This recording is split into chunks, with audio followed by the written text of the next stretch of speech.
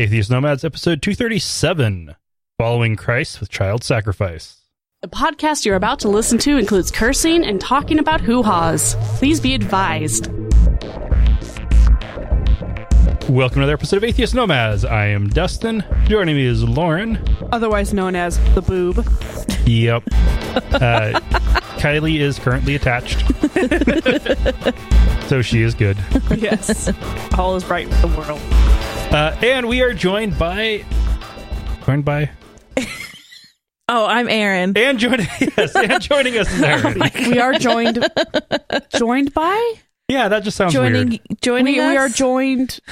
Anyway, whatever. I've been doing this for 237 episodes, and yet I'm having... This is all sounding weird. Yeah, it sounds it's like the first time for everything, I guess. Except for after 200 times. It's joined by... I'm going to have to look that up. Yeah, I think it works. Grammar Nazis, let us know. Mm-hmm. So, Aaron, how have you been? Oh, great.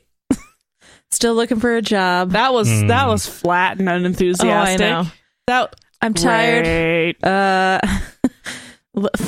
Full-time job search is wearing me out. Yeah. But, hopefully there's a hope on the horizon. Yeah. Interviews are always good, right? You got one coming up? I've got 2 second interviews coming up. One just for practice because I don't want an admin job. An admin? No. No, I've decided that I'm not going to take an admin job. All right. And the other one sounds pretty right up my alley, so we'll see what happens. I don't want to jinx myself or anything. Yeah, that's okay. Because I thought I'd be on the coast. I thought I was heading there. Yeah. And you thought that was last time was going to be your last time here. Yeah, I know. Now you're back. Now I'm back. But I think that's just because I just, still have work to do here in Boise. I can't be, that one less Democrat in this state. Yeah, right? Don't move. Can't be moving to Oregon and throwing it all off. They're fine. I can't tell if the smell right here is baby poo or dog food. Interesting confluence here. I'm hoping it's not baby poo. I think it's baby just poo. Changed the diaper. I think she just pooed. Oh. And it smells. Wonderful. So, excusez-moi. I will be back later. Okay. Kylie got her vaccinations, which included not just vaccinations, but immunizations. One of the new ones that I hadn't really heard about before that was pretty interesting is the rotavirus vaccine. Yes. This is a new one. Yes. It's only been around for about 10 years in the current form, and it has reduced hospitalizations for children under 2 by like 70%. Oh my gosh, that's great. Caused by, terrible, horrible diarrhea. Right. Rotavirus for an adult is no big deal. You get the shits and then you're fine. You drink some more water. So I did some research into this vaccine because it's always kind of interesting when there's something new, and it's given by drop. Oh, okay. It's an oral vaccine, kind of like the old polio ones that they did in the U.S. And then once polio was actually eradicated from the U.S., they moved on to other countries. Right. With other countries that still do the oral drops, if it's places that still have poor sanitation. Right. Because rotavirus is transmitted by fecal to oral contact. So a little kid with shitty hands, right, touching another kid, and then passing some of these shitty viruses to the other kid, and then that goes into the mouth. Oh gosh. So oral drops, it's attenuated virus. She has a little bit of the shits, but yeah, she does. Yeah. But all in all, a little bit of runny poo for a newborn, infant now. Not too bad compared to the risk of hospitalization, getting hospitalization level diarrhea. Right. And I also found out I have high cholesterol. So wonderful. Yay. I'm 33 years old and I have high cholesterol. Wow. So I'm making some changes to my diet. Gonna try and do a little bit more exercise and should be able to turn that around. I'm in the kind of high range. Not the really bad must get on meds amount of high, but borderline high. Not a spot I really want to be. So time to make changes and turn that around. Yeah, after the Super Bowl. The biggest changes I'm making is cutting down on, and yeah, a bit of that. I need to lose weight. Right. I've gained, since Lauren got pregnant, I've gained 15 pounds. Well, I mean, you were just sympathy weight? Is that what they call it? New dad weight. Right, exactly. Yeah. Stress weight. So I need to, well, and also had the whole acquisition thing going on at work that was quite stressful. Right. So yeah, I need to lose that, which will help a lot. And also not have quite as many creamy foods. Oh, damn it, but they're so good. They are, but they're basically death. I know it. Yeah. Well, I've been thinking about making lifestyle changes myself, but I just don't know what it is yet. I think I would need to have a job first and then worry about that. Yeah. I'm also working on trying to upgrade my lunches at work from absolute crap to not terrible. Right. I mean, not bad, not horrible. So yeah, making some changes. Yeah, good. Make a goal of eating more vegetables because vegetables are allegedly good for you. Yes. All right, let's go ahead and move on to dusting off the degree. Today we're going to talk about the followers of Christ. Now, I said we were going to get into the Mormon offshoots, but there's actually a news story relevant to this group, so we're going to talk about them now. The followers of Christ started in Kansas in 1834 as part of the Holiness and Pentecostal movements, and they moved to Oklahoma in the 1890s. They started missionary work in the 1920s, and by the 1940s, they had a group in Oregon City. That is now a Portland suburb, but at that point, it was still a farming town. Yes. For those of you who aren't familiar with Oregon City, at one point, it actually was the capital of Oregon country. It was the place, and yeah, now it's just a little suburb. Yeah. Oh, how history works. Anyway, and they also have a group with several hundred members here in Canyon County, Idaho, about 30 miles from Boise. This group believes that God controls life and death, and as a result, if somebody breaks a leg, the elder or pastor will set the break, and then they will pray. If there's an infection or other illness, they will, or disease, because there's a difference between illness and disease, any kind of, excuse me, Lauren. Sorry. The pedantic eye roll. I am making... There's a difference between illness, sickness, disease, and infection, Lauren. You need to know the difference. Especially since I work in a medical laboratory, I do feel it is a good idea to use the correct terminology to distinguish between sick, ill, and disease. Okay, I know. Yeah. Anyway, so if you have an infection or an illness or a disease or you are sick means vomitus. Oh my God. Or, one of the above or multiple, whatever. Any of those. If you're not well, they will anoint you with oil and then pray. And the praying and anointing with oil, that's actually a common Christian practice. It's just nearly all Christians also go to the doctor and usually go to the doctor first if it's something severe, or go to the doctor after that once they're done with the freak out with something major. And this is a practice that has been protected in all 50 states after pressure was applied by the Nixon administration at the request of the Church of Christ, scientist. Since then, the federal pressure has been removed, and all but a few states have removed some or all of the legal faith healing protections. In Idaho, since Nixon got the law changed in 1972, around 200 children have died out of a group of just a few hundred. Literally, a few hundred people have had more than 200 child deaths. That is a ridiculous rate. Oh my gosh. And I have been to their secret Happy Valley Cemetery, where not all children actually get grave markers. So it's actually worse than it looks when you just walk through. And even just walking through with the ones that have markers, it looks like the century's wrong. Yeah. Instead of 2002, that should be 1902. Instead of 1990, that should be 1890. The number of children and young women dying in the 21st century in the United States is absolutely mind-boggling. And nearly all of these deaths could have been prevented easily with simple modern medicine like insulin antibiotics, or having a medically competent professional helping with labor and delivery. That's it. That's simple. But nobody's focusing on the young women who are dying because most of them are over 18. That is their choice. Everybody at this point still wants to stick with the children who have been born and cannot consent for themselves. Right. These issues are being further amplified by the church's lack of proselytizing, and with a population of only a few hundred and no new blood coming in. Well, then they're just going to die out, it sounds like. Eventually, they isolate themselves from the rest of the surrounding community. They don't allow marrying outside of the group. And so the inbreeding that has ensued has resulted in a definite increase in illness and disease. In particular, diseases like type 1 diabetes. Ooh. Really high rate of type 1 diabetes, which without insulin will kill you. Right. A lot of these kids just get slowly weaker and weaker over several years, and then pneumonia finishes them off.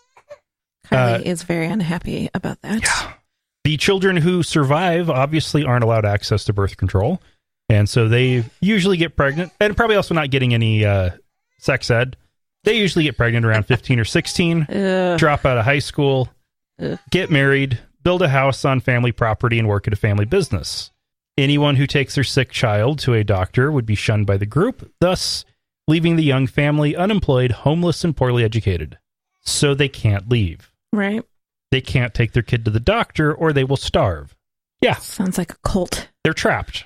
It is a cult. Now, one interesting recent trend that has arisen in this church is older members, especially now that they don't have a pastor and they're down to just one elder.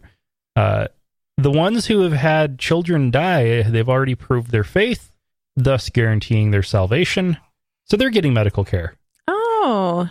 Yeah. Interesting. Under 18, need medical care. Nope, can't get it. Even if you get taken by ambulance to St. Alphonsus, Nampa, nope. You have to refuse? They're going to get in there and stop that as soon as possible because can't do it. Over 65? We're good. Go for it. Fly in the best doctors to give experimental treatments to save their lives. Wow. Oregon repealed their faith healing protections in 2011, and since then, followers have either moved to Idaho or used forms that the state developed to report ill children to Child Protective Services. After the state takes custody of the child, they get medical care, and since the followers didn't seek medical care, and they did the minimum required by law, since they do believe in abiding by the law, right? According to their beliefs, their salvation is protected. We can do the same here. And if you want to learn more about all of this, refer back to episode 75, where we talked with Linda Martin, a former member and survivor of the Followers of Christ, who has spent the last several years campaigning to stop this needless death of children by fighting the legal protections and trying to pressure the Idaho State Legislature to pass a law to stop this. And on that note, we're going to take a break and then talk about this more. Atheist Nomads is proudly brought to you by Archway Hosting. Check out their low-price, full-featured hosting solutions at archwayhosting.com. That's ARCHWAY hosting.com. We're also brought to you by listeners just like you. You can find out how you can become a patron at patreon.com/atheistnomads. That's patreon.com/atheistnomads.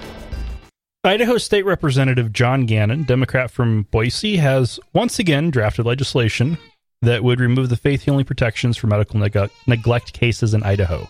He is a Democrat from Boise fighting parental rights and religious freedom. This will fail. Always fails. Yeah, every year it gets introduced and it dies in committee. This is despite the fact the governor had a task force look into it and make recommendations, including changing this law. The state legislature launched a task force that investigated all of this, a special committee to investigate faith healing deaths and report back the recommendations. The recommendation is, kids are dying needlessly, but parental rights, don't do anything. Right. Well, then that's just government interfering. We can't have that. This is absolutely... Yeah. The solution is simple. There's... across the civil and criminal code, there are actually about 30 statutes that need to be changed. But the main changes that needed to happen that people are pushing for are 2 sections in the criminal code. One specific one that outlines the requirements for parents to provide medical care for their children. And then it has a clause, except when care is provided by faith alone. And this is basically that statute outlines what parents have to do to not get charged with manslaughter when their child dies. And faith alone, good enough. Right. It's religious freedom. Yeah. I say that with the complete and utter sarcasm because it's just silly. It's child sacrifice. It really is what it is. And makes me very angry. If there was a group who their religion required that they actively take their children and slit their throats on an altar, that would be more humane than this. Right.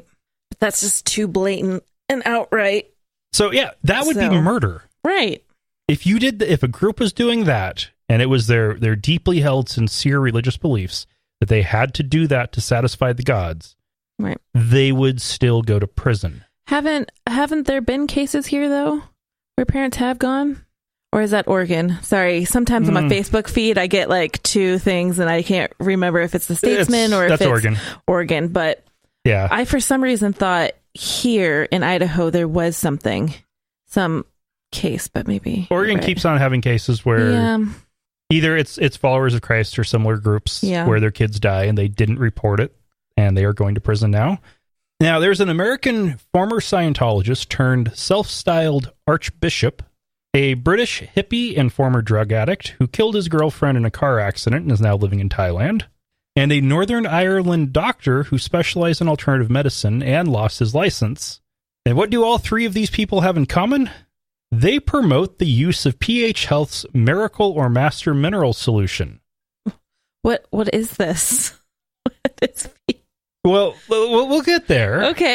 Sorry, I'm jumping ahead. In some cases, they are using enemas of this product to try to kill parasites that they know are behind their children's behavior. This is in England. Chances of picking up an intestinal parasite in England in 2018 is very, very, very close to 0. So they're blaming parasites that don't exist for their kids having bad behavior and giving them Miracle or Master Mineral Solution enemas. And even worse than that, they are mixing it with water and making their autistic children drink it to try to cure them. So what is it? Well, it comes in 2 bottles, and when you combine the sodium chlorite with the citric acid powder, you create industrial strength bleach. Oh my gosh. Yeah, I've seen the pictures of the results of the quote unquote enemas where they claim that it's a jar full of parasites. I'm pretty sure that's intestinal lining that's sloughed off because it's been killed by bleach. Oh, yeah. But parents are stupid and don't know that. There's pictures in the article from it being used topically, which is what it's intended for. This is an unregulated health product that hasn't fallen under any kind of regulations, but it is explicitly marketed for external use only. And there are pictures of this one person's neck with this giant sore caused by this. Because you're bleaching your skin. Bleach away the... hospital grade bleach, when it's mixed, is in a 10% dilution. Within 10 minutes of contact, it will kill anything living. If you get it on your hands, it's going to burn a little bit, but if you wash your hands pretty soon, you're going to be fine. Right. That's skin contact. The outer layer of your skin is already dead. The lining of your digestive tract is living. And not only is it your own cells that are living, but there's the flora and fauna that live on it. Will somebody think of the bacteria? Not good. good. No, it's bacteria. when I saw this article, I was like jaw dropping. Like, what? Yeah. God, I thought America was bad. This was something I was expecting to see in America. Right. But come on, Britain, you can do better than that. Yeah, British authorities are investigating this, and they're trying to figure out ways of stopping it. Prosecute people who are pushing it? You would think. Nope, they won't touch it. I don't think anyway. So, anyway, it's just a matter of time before a kid dies because of this, because they're making autistic kids drink fucking bleach. Yeah, there's just nothing else to say about that. It's just insane. I'm a little speechless. It's fucking bleach. Okay, now. But is it all natural? Stumper. There's a stump. Yep. It all depends on what you call natural. Exactly. The Idaho Internet Crimes Against Children Unit, apparently that is a thing, has arrested Father W. Thomas Fusho. They had a pronunciation guide, but I don't have it in front of me, and I'm not going to bother. Yeah. He is a retired Roman Catholic priest from Boise, Idaho, and after receiving a tip from the National Center for Missing and Exploited Children, they investigated and arrested him. Based on a press release from the State Attorney General's office, the arrest was for alleged sexual exploitation of a child. That doesn't provide much information, such as how many charges that is, or what the exploitation was, since recent changes in Idaho statute has made that a very broad range of crimes, but it's probably related to child porn. Yep. So for everybody out there who was thinking, oh, well, this doesn't happen in my backyard, there you go. St. Mary's Catholic Church. Yep. St. Mary's? Yep. Yeah, he retired 3 years ago. So the DOC's response is that they haven't had any relationship with him in 3 years, and that they will cooperate fully with the authorities. Yeah, he retired. He's 72 years old. I'm pretty sure he did this before. Pretty sure damage is done. Yeah. And no, what's amazing is when you read the article about, they talked to a lot of people who knew this guy. People who were members of his church or went to St. Mary's Catholic School where he was actively involved. And they describe him as being an amazing, wonderful person. He also got involved a lot in political causes, including fighting for clemency for illegal immigrants. He fought the death penalty, including in specific cases in Idaho. And he advocated for same-sex marriage after a gay kid committed suicide at Georgetown University. All around, seemed like probably a pretty decent priest, except for what he did with kids. Yeah, this just kind of makes me feel stronger about treating pedophilia as a disorder rather than a crime. Because if this guy could have gotten help in some way, way back when, maybe he wouldn't have actually exploited anybody. You can be a great person and still have that little kink that just kind of ruins things for you. Right. Well, and it's when you act on it that you become, right. The Idaho a disgrace. The Idaho state law would include sharing child pornography videos. So downloading a child porn torrent and seeding that torrent would get you into violation of this particular law. But the fact that the National Center for Missing and Exploited Children got involved suggests he wasn't just watching or sharing child porn. True. That right. Yeah, it's really sad when you have the national guys coming down and pointing something out that you probably should have been aware of a long time ago.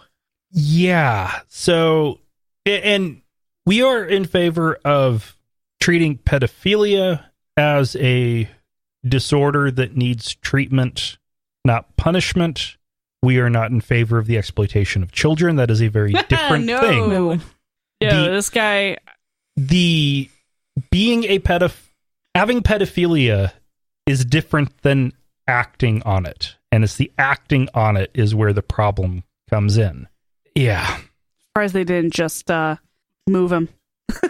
Move him someplace else. Because he was retired. Yeah. Oh, that's true. That's true. This is all coming out too late.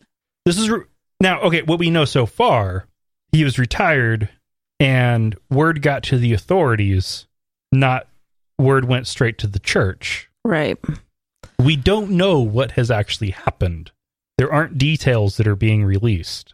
I'm sure if they knew about it beforehand, they would have covered it up just like every other. Well, they would have moved him out of town. Oh, definitely. And away, so that when he did get caught, it'd be like, not us. Woo-hoo. He was what a coincidence. He retired 3 years ago. He's not involved with this at all. He was ordained at St. Mary's Catholic Church, and he has stayed, apparently, for his entire career at St. Mary's Catholic Church. Oh, one of the other things he did was he worked as a defense attorney in canon law trials against priests. That's the church internal trials. Oh, wow. And by defense attorney, not in real law, but in canon law, church law. I was going to say, he's a lawyer too? Wow. that guy was busy. Which suggests he was probably actively trying to help get priests out of trouble for fucking children. Yeah. And hiding in plain sight there. Yeah. Yeah. There's definitely a theme to this episode. At least I can tell. section. Rachel Denhollander, who is a lawyer now, she was one of the gymnasts who was assaulted by Larry Nassar, and she was actually the first woman to go public about it. She has now... Ovaries of steel. She has now gone after her church and evangelical Christianity as a whole, because when she talked to them about what was going on, they made it worse. Oh no! Did they? Oh! I don't even. The focus, it's like a train wreck. The focus. I don't want to know, but I want to know. The focus is on counseling the victim to forgive their person who harmed them. Right. And if you can get them to forgive, then everything will be better, and Jesus will continue to love you. Oh God! If you can't forgive the adult man who abused his position as a medical professional to fist teenage girls, then no, you're a sinner. You're horrible. Obviously, you're the bad person. Yeah. Mm-hmm. Well, what did she do to deserve? I mean, what did she do to get him to pay attention to her? I'm sure. Probably hurt her back. I know. Yeah. But it's like I can just see church members being like, well, I mean, did you smile at him? What were you wearing at the time? No, just the idea that if you don't forgive somebody's trespasses, that you yourself are a sinner. I get it in a broad sense, but when you come down to these specific cases where somebody was, these people are damaged, right? Psychologically, emotionally, and physically damaged. That's not how that works. You don't forgive people like that. Right. And it's going to be interesting here now too to see who is going to be next in this case to go up, because I'm pretty sure there were other people who knew what he was doing. Lots of people knew about it. No way that USA Gymnastics, the college that he was at, I believe, too, for a while. Lots of people have stepped down. I wonder if there aren't going to be any criminal charges. Last week we talked about the investigations and the resignations and the firings and right. Yeah. I'm just waiting for subpoenas. But I couldn't even imagine that person does. I mean, she does have ovaries of steels, but I couldn't even imagine being in a sport where people know what's going on and then turning somewhere for help and then basically being told, like, well, that's all up to you, honey. Yeah. God doesn't like a tattletale. Mm-mm. Well, I'm glad she's a lawyer. Yeah. Probably makes a damn good lawyer. So, Wisconsin pastor Matt Trehella,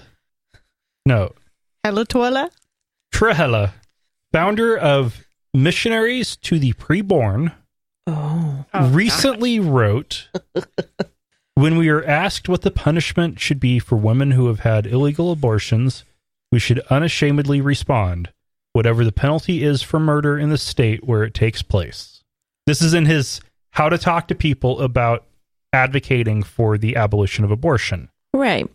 Well, advocating for the unborn feces. The unborn. Fetus. Fetus. You said feces. Poop. Poop is on the mind. Sorry. Yes, we did have a lot of poop talk earlier. So, fetus. I'm tired today, guys. Yeah, I know. I apologize. Woo. But yes. So Wisconsin abolished the death penalty in 1853. So in his home state, that would be life in prison. Oh. But in many states, the punishment for murder is the death penalty, which would suggest what he is advocating, what this pro-life champion is advocating, is executing women. Right. Yeah. Yeah. And so is he saying that all abortions are illegal? I mean, they should be. Okay, he's saying they should be, but not in his should state. Be illegal, and that if a woman does commit an illegal abortion, she should be treated as a murderer. Right. Murderer. So, obviously, no, and no. It's just another Full way of no's. Oh gosh, another way to bring the ladies down. Yeah. Well, recently we talked about a woman in Iran who was protesting their requirement of wearing a hijab in public by waving the protest hijab as a flag. 29 more women have been arrested in Iran for this. Didn't she go missing, though? Was she arrested? Yes, or she's missing. She went missing, okay. Suspected to have been arrested. Right, okay. But now 29 more. Now 29 more. Which that makes it really hard to go, quote unquote, missing 29. So strengthen numbers on that one. Now, okay, so that first one just went missing. Suspected the police took her. The police are now saying they have arrested 29 women. Oh. Okay, so this is filling out the story a little bit, because we assumed that she had been killed. Right. Mm-hmm. I'm assuming, yes, I was assuming that she had just disappeared and she's probably going to be found sometime. Yeah, out in the desert somewhere. But for the government to actually come out and say, well, actually, we arrested a bunch of women. It's like, okay, well, maybe she's actually alive. And maybe this is a blatant government censorship of a protest. Well, one thing that's interesting is this is all happening at the same time that the Tehran police have said they're going to stop arresting women for this. Which was seen as a major win. Yes, that was a major win. Now, I don't know if these arrests are happening in Tehran or if it's in other parts of Iran. But holy shit. Yeah. Yeah, this is hitting the fan, so to speak. More poop jokes. Yep. Fecal matter. All right. Well, it is time for our second break, and then we will get off of the topic of the world being shitty to women and children. We love hearing from our listeners. You can email us at contact@atheistnomads.com, tweet us @atheistnomads, send us a message on our Facebook page at facebook.com/atheistnomads, or better yet, call us and leave us a message at 541-203-0666. We might even play it on the show. You can also help us out by leaving us a review on iTunes, Stitcher, or your podcast directory of choice. We got feedback on YouTube. Woo-hoo! That's where we're getting the most feedback now. Cool. Which is interesting. Almost makes you wonder if it's worth actually doing video. Oh my gosh, let's do video. God, we did that once before and it was terrible. It'll be amazing. That was harder because we had it was multi-site. I was trying to do it live, and to do it right, we would need about $600 worth of new equipment. Wink, wink, nudge, nudge, everyone. Yeah. So if you want us to do video, we need more patrons. Lots more patrons. You might get to see some of my boob action. I mean, if it's all worth it for everybody. Down so just kidding. It's actually way more boring than you would expect. Yep. Anyway, so the latest comment we got on YouTube was from JohnnyBGood. Excellent episode. More Kylie, please. Now, are we talking about the baby Kylie, or are we talking about the grown Kylie? I'm not sure. Well, baby Kylie is, she's making appearances here and there with her little coos and cries. There was one sound that made it into the episode. Oh. But there was also grown-up Kylie. So. And us talking about Kylie's poop. The baby poop, not the adult poop. So much poop. Subtitle poop episode. So, yes, you will continue hearing both on the show periodically. A bill has been introduced, or at least discussed, in every single state in the U.S. that would require registering and paying a $20 fee to watch porn. This bill is called the Human Trafficking Prevention Act, and while it would create a registry of everybody who watches porn... I was just going to say, so we're doing illegal registries of porn? It wouldn't do anything to stop human trafficking. No, it wouldn't. It would just be a way to shame your neighbor. Yeah. Or maybe it would finally get people, like, over the stigma of watching porn. Do you know what I find hilarious about this? Is that in the talking about guns, there are talks about maybe having registries, and how it is brought up all the time, how that's illegal. You can't have a registry. But when we talk about porn, totally different story. It doesn't matter. Let's do it. $20. Everybody just put your name on there. So now some things. I love the $20. Like, what an arbitrary amount is that? And who's going to get that? Oh my God. Some senator who's paid his $20. It's going to go to the tolls.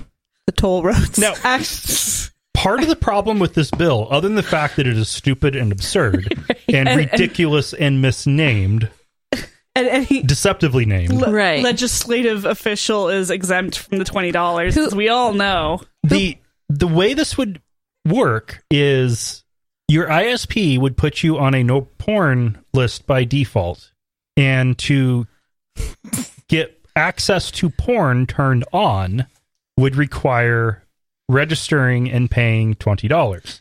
Now, it's not clear, do you register that with your ISP? Say, hey, I want porn.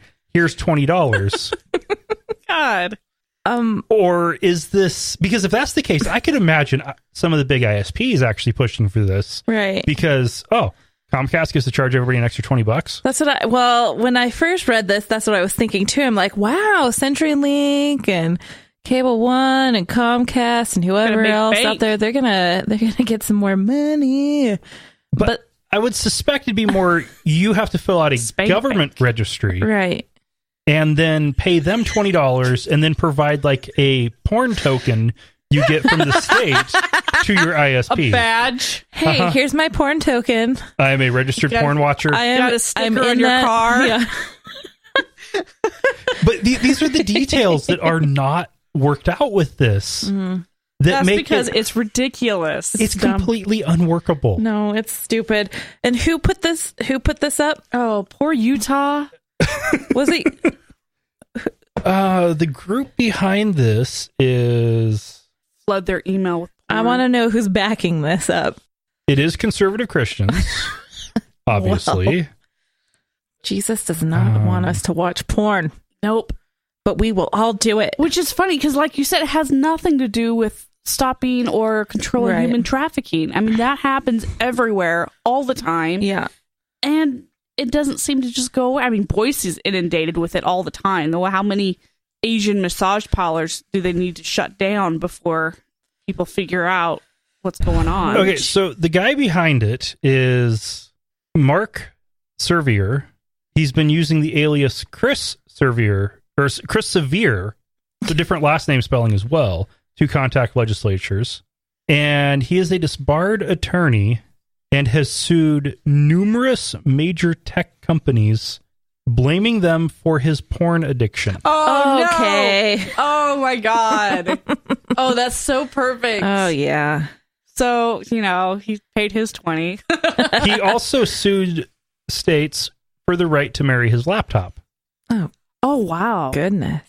There's that slippery slope right there. If we allow gay marriage, let's people are going to marry their laptops. Now, there is also a open arrest warrant against him for stalking. No. Oh, it just gets worse. Oh, man.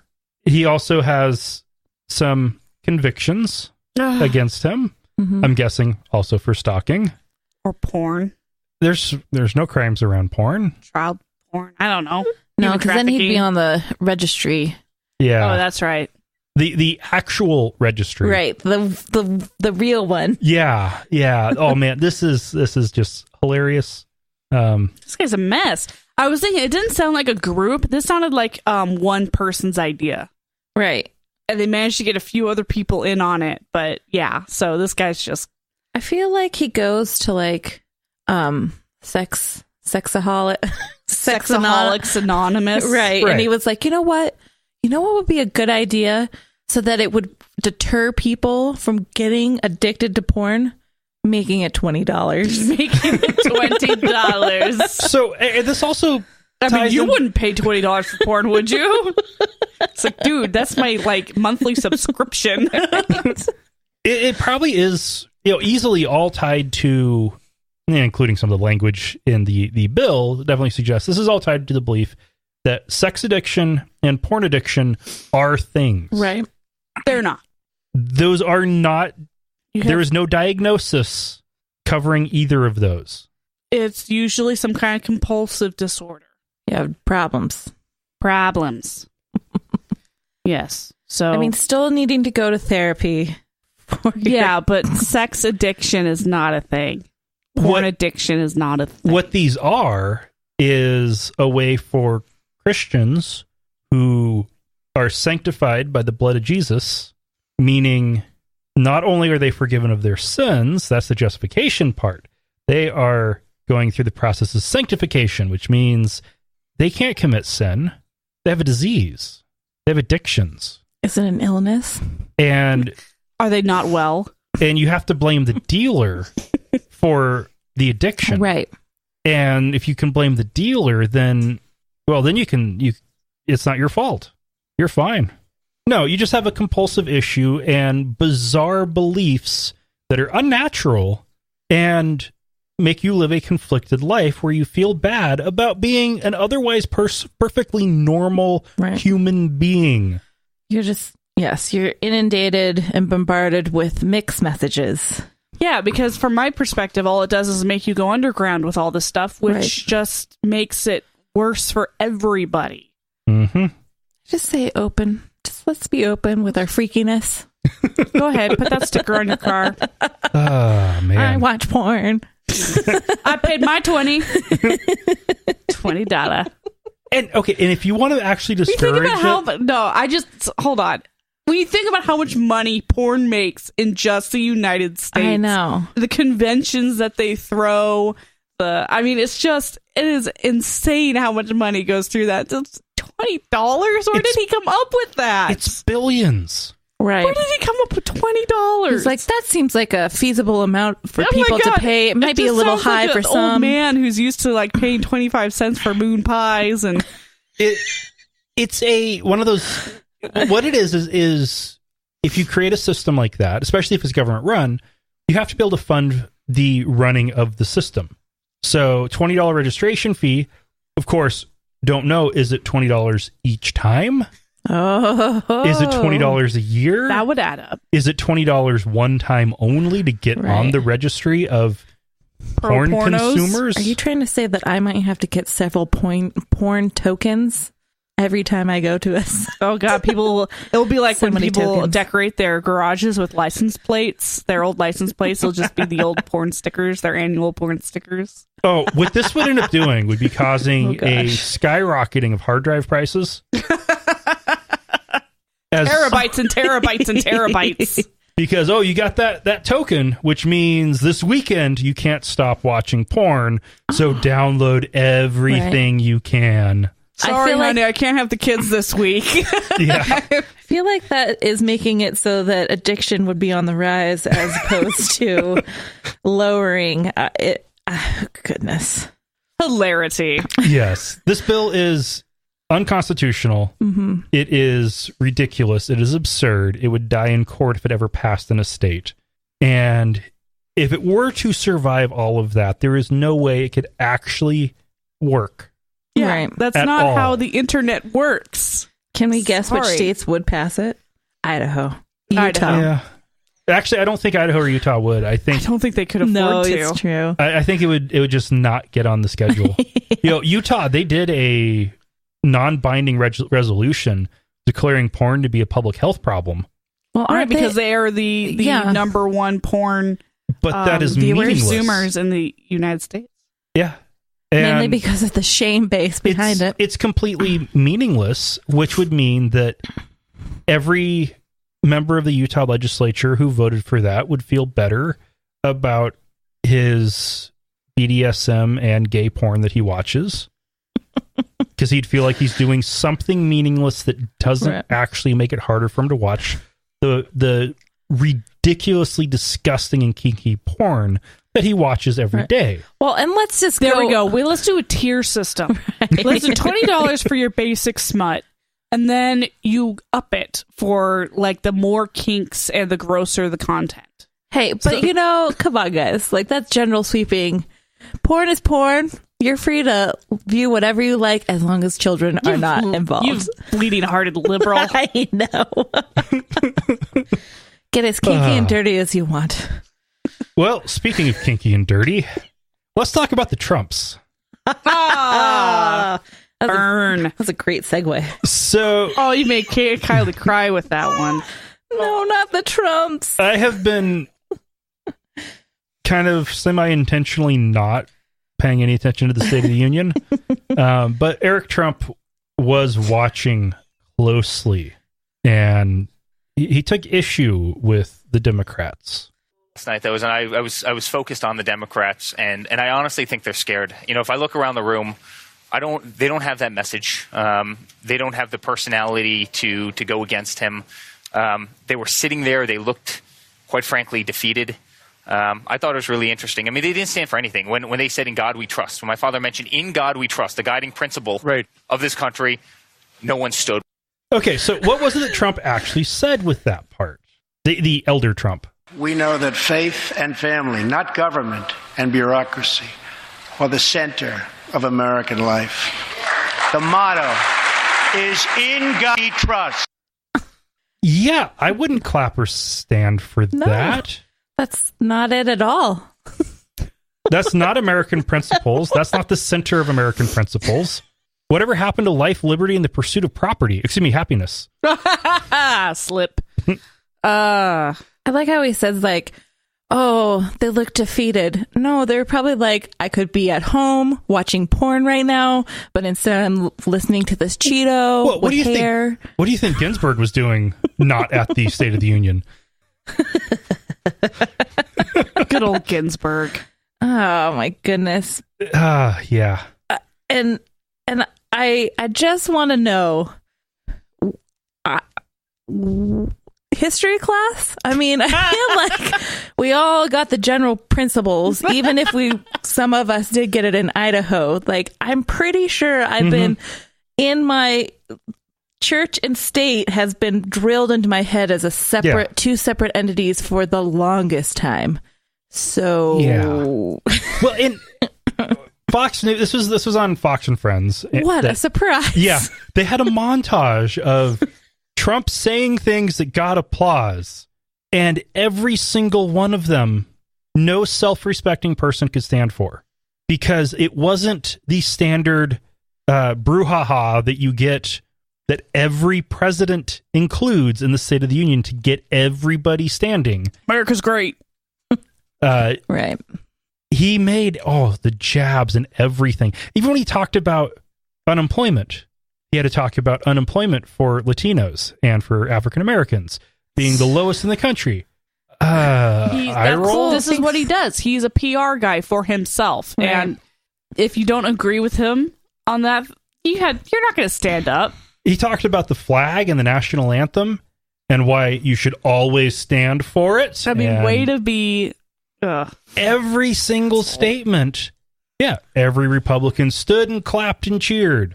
And the Democrats looked around at each other, not like Eric Trump thought, looking for permission or guidance on how to respond. They were looking at each other like, is this guy for real? This?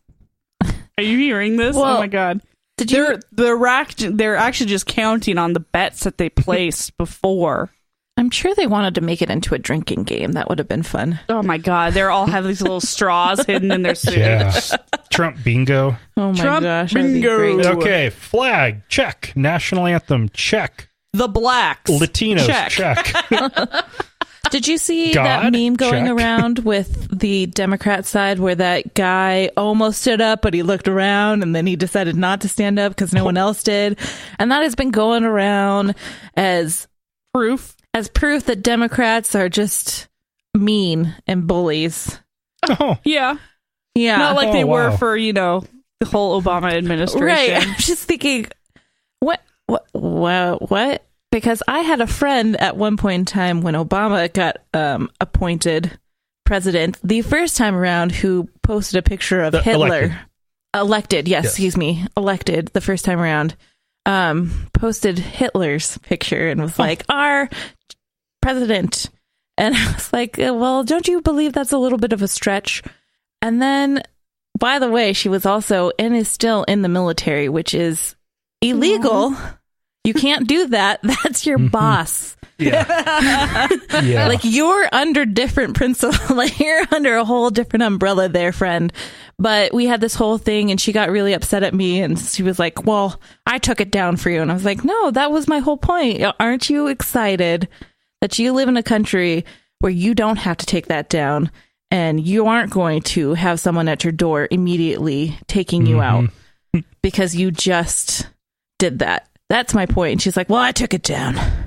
So I'm the better person. Wow. That's how always turning that around. All right. For our final story, there are 6 million felons in the United States who do not have the right to vote. 6 million? These are people who have served their time, Wow, are out of prison, and can't vote. 2 million of those people are in Florida. Oh my God. 1/3. Is it the weather? Is it... No wonder Florida has become such the butt of all jokes. Well, realistically, I think this is all to help keep Florida the brunt of all jokes.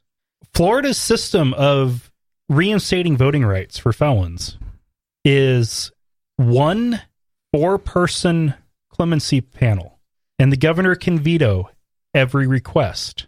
2 million felons and a single 4-person panel. Wow. Yeah, I used to be a bit harder on felons. I thought, okay, you committed a crime, you went to jail, you're a bad person. But then I grew up and came to learn how easy it is to be a felon. Like, so for example, accidentally, even sometimes you don't even realize you're committing a felony. If you got picked up with an ounce of marijuana in 1975 in Florida, you still can't vote. Yeah. So if you got 3 DUIs, guess what? You can't vote. You may not have had a drink since 1970. Doesn't matter. Can't vote. This is insane. They got a ballot initiative to overturn this, to make it mandatory to reinstate voting rights for non-violent offenders, leave it discretionary on violent offenders. But a federal district judge, has thrown out this system. They're going to have to work out a new system, because throwing out the system to reinstate voters, that doesn't automatically make all of these voters eligible. no, that just means that the ones who were in line are now stuck waiting forever. No, actually, this means the judge can try to force the state to act, hopefully successfully, supervise the process, and get something changed before this year's election. So, are they afraid that, it's just a bunch of liberal Democrats who are in jail, and if you let them all vote, Florida won't be a swing state anymore? Well, historically and currently, minorities are arrested at a disproportionately high number. Minorities are charged with felonies at a disproportionately high amount of arrests, right, making that even worse. Yeah. Minorities are convicted more commonly than white people, and minorities tend to vote Democrat. So, that's exactly it. With the racial compounding. This is a partisan panel where a single Republican, if he thinks the panel of 4 Republicans he appointed are letting too many Democrats through, he can just say no to all of them. Because the governor has absolute veto power over all of them. Wow. So he can take one look and see what district that person's from and just vote no. Yep. It's twisted. It's messed up. So, yeah. Hoping for a better system this time around. Now, the interesting thing, you look at, say, the last few presidential elections, when Republicans have won Florida, it has been a few thousand. Bush versus Gore, it was a close enough margin that it got decided in the courts. Even Trump versus Hillary. Well, is that before or after they found all the ballots floating in the ocean? That was before. What about the hanging chats? Even with 2016, it was only a few thousand vote difference. It might have been in the tens of thousands, but Florida is a fucking huge state with a lot of people and a lot of electoral votes. Limp dick. And when you let more black people vote in Florida, Florida goes from being a swing state to solidly blue. That's it. Hopefully good things will come from this one. Yeah. Actually, the judges involved, good things will come. Aaron, thank you so much for joining us. Thanks for having me again. Woohoo! And good luck on this next couple of interviews. Woo, woo, woo. I'll have a job next time. Lauren, good job powering through. Oh, thank you. And Kylie, good job. Kylie, thank you for being mostly calm. And only pooping once. And for our listeners, remember, not all those who wander are lost. Thank you for listening to another episode of Atheist Nomads. You can find show notes and contact information at atheistnomads.com.